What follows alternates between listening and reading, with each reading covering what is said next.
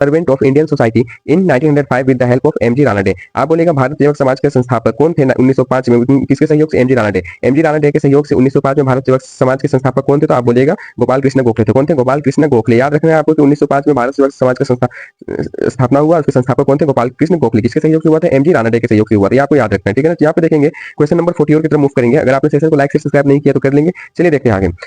Who among the following was the pioneer of Bhoodan movement? Bhoodan आंदोलन का नेतृत्व किसने कर रहा था? भूदान आंदोलन का नेतृत्व किसने कौन कर रहे थे? किसने किया था? तो आप बोलेगा आचार्य विनोबा भावे। किसने किया था? आचार्य विनोबा भावे ने किया था नेतृत्व, ठीक है। किसका? भूदान मूवमेंट का नेतृत्व किसने किया था? आचार्य विनोबा भावे ने। चलिए क्वेश्चन नंबर 45 की ओर मूव करेंगे हम लोग। देखेंगे question number 45।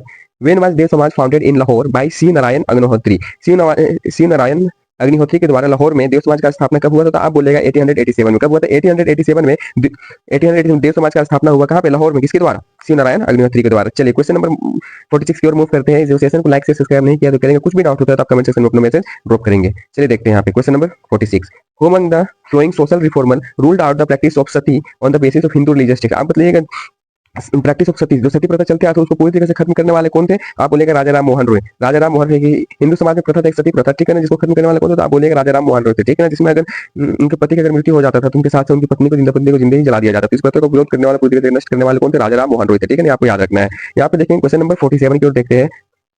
Any Besant led the foundation of central Hindi college in. आपको बताने की एनी बेसेंट संस्थापक की किसी का? सेंट्रल हिंदू कॉलेज का। कहाँ पे? तो आप बोलेगा बनारस में। कब? 1898 में। 1898 में एनी बेसेंट के द्वारा सेंट्रल हिंदू कॉलेज का स्थापना हुआ, ठीक है, स्थापित किया गया। याद रखिएगा।